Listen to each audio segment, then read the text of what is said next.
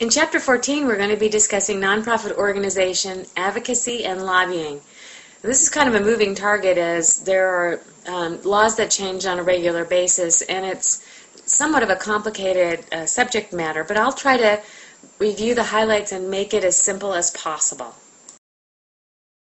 First, we're going to talk about the life cycle of social issues.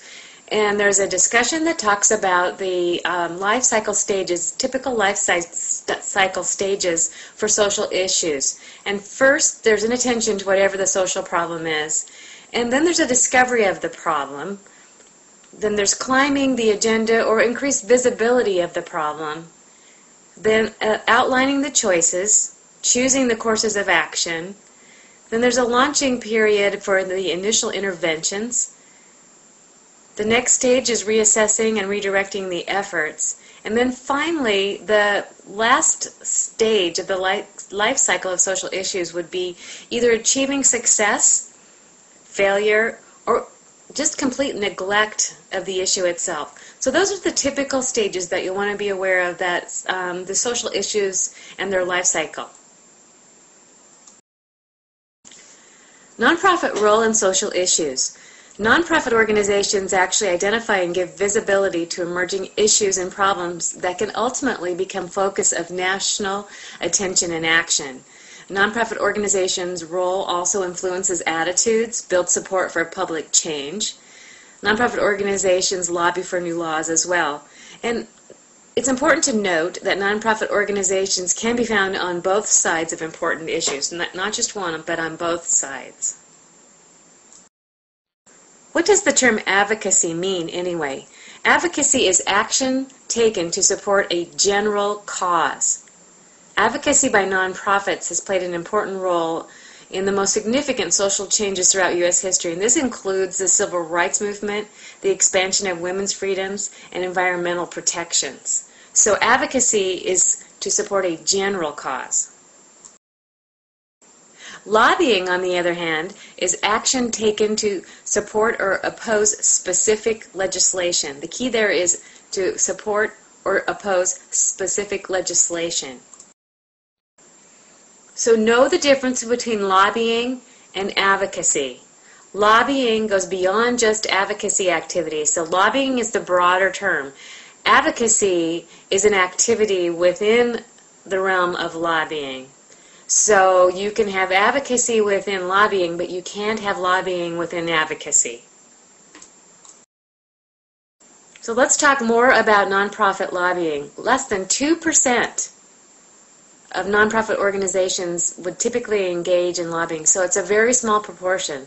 It's the larger national nonprofit organizations that are more likely to engage in lobbying than the smaller nonprofits. And research indicates the more government funding received by a nonprofit organization, the more effort they will spend on lobbying. Now, what are the reasons behind the less than 2%? Well, here's some of them, and it's not all of them, and it can be a combination of these. There's a belief that lobbying is irrelevant to the mission of the nonprofit organizations by the people who operate the nonprofit organizations. There's a belief that lobbying is inappropriate for nonprofit organizations to undertake by some people. And there's often inadequate staff or resources because nonprofit organizations typically aren't overstaffed or have too many resources. And there's a concern about alienated current or potential funders. There's also a lack of clarity about the law, and that will become clear to you as we try to talk about the law related to nonprofit lobbying. What does the term grassroots lobbying mean? You'll see that term in your textbook, and you'll read about grassroots lobbying. Grassroots lobbying is any attempt to influence legislation by affecting the opinion of the general public and asks the public to take action. So it's when there is an attempt to influence legislation by affecting the opinion of people in general, and it also asks the public to take action. So that's a term that you'll need to understand the difference between that and just general lobbying. So what then is political campaign activity? You'll see this in the book, and you'll hear about this, and you need to understand the difference between these terms. And political campaign activity is action taken in support or in opposition to specific candidates for political office. We're going to discuss now an overview of nonprofit lobbying laws. Now, 501c4s, remember those are the social welfare organizations. Now, they can engage in lobbying essentially without restriction. That's the point that you need to remember about 501c4s, social welfare organizations. They can engage in lobbying without restriction. Now we're going to move on to talk about 501c3s, and this is where we talk about public charities and then private foundations. We're going to talk about both 501c3s in two different parts. So first are the public charities. Now they may not participate in political campaigns or endorse candidates. There was some changes in the law in 2010, which you'll read about in the book, Citizens United versus FEC, which changed the law for some nonprofits, and we'll talk about that in a little bit. Now, 501c3 organizations are both tax exempt and allow tax deductibility of gifts. So it would be considered a public subsidy that is given to the organization, which is essentially the foregone tax revenue regarded as public money. Now, the law requires a public charity's resources to be used to pursue its primary activity. So the primary activity, the primary resources of the organization must be used to pursue the primary activity, which is not lobbying. The 501c3 private foundations face even stricter limitations than public charitable nonprofit organizations. Not only may they not lobby, but they're prohibited from endorsing or opposing legislation if there's a call to action. They're also prohibited from endorsing political candidates, and they cannot designate a grant given to a charitable nonprofit for lobbying purposes. Now remember, those private foundations can give a grant to the public charities, and if they do give a grant to fund the public charities, they cannot designate that that grant be used for lobbying purposes. We continue our discussion of the overview of nonprofit lobbying laws on this slide. Now, to determine the amount of permissible lobbying activity, there are two primary tests. The first being the substantial part, and the second being the IRS 501H expenditure test. So in the substantial part test, this is where take a look at the time and the expenditures by the nonprofit spent on the lobbying activity, and it's somewhat vague. The IRS 501H expenditures test looks at the percentage of the total qualified expenses with a cap of $1 million. So no more than $1 million can be spent. And this test distinguishes between direct lobbying and grassroots lobbying. And in Chapter 14, Table 14.1, it further illustrates how this 501H expenditure test works. Now, if the nonprofit organization were to violate any of these laws, they could potentially lose their tax-exempt status. So keep that in mind. Violations of these lobbying laws, the nonprofit organization could actually lose their tax-exempt status. Charitable nonprofit organizations must report lobbying expenses on Form 990. Remember IRS Form 990. Charitable nonprofit organizations must report all their lobbying expenses on that form on an annual basis.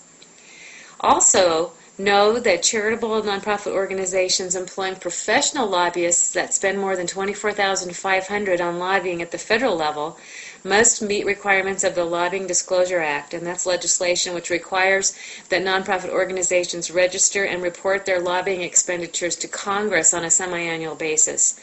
And this is an illustration of more transparency required, but the dollar amount there, $24,500, is the key, where if you spend more than that as a nonprofit organization on professional lobbying, you have additional requirements. Here's another slide on the overview of nonprofit lobbying laws. So there's additional related legislation, and one is that there's been more restriction on the participation of elected officials in charity events and how lobbyists can interact with legislators and their staffs. And then in 2007 there was the gift rule where Congress amended House Rule 25, and that placed stricter limits on what gifts or privately supported travel expenses that members of the House of Representatives can accept from lobbyists.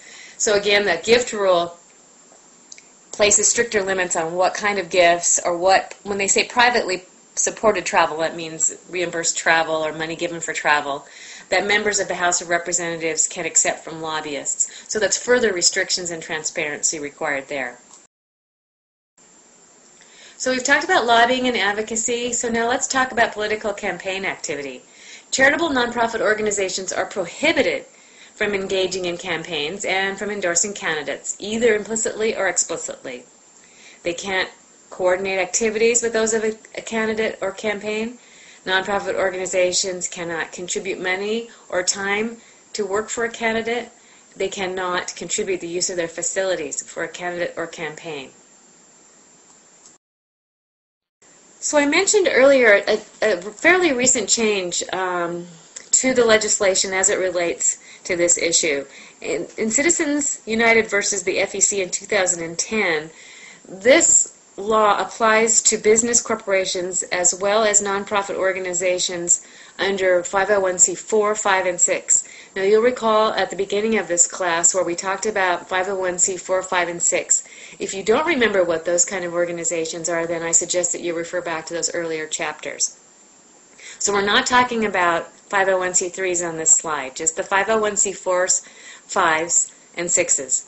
Now what remained the same is that they cannot make monetary or in-kind contributions directly to candidates for federal office, and they cannot coordinate communications with candidates' campaigns. But the key change is these types of nonprofit organizations as well as business corporations can make independent expenditures from their general treasury to expressly support or oppose candidates for federal office. So this is a change where they can make those direct contributions. There's a discussion about political strategies for nonprofits in the textbook, and there are a couple of items here that I'm just going to review with you quickly so you'll be aware of what they are. A political action committee is a committee formed by business, labor, or other special interest groups to raise money and make contributions to campaigns of political candidates with whom they support.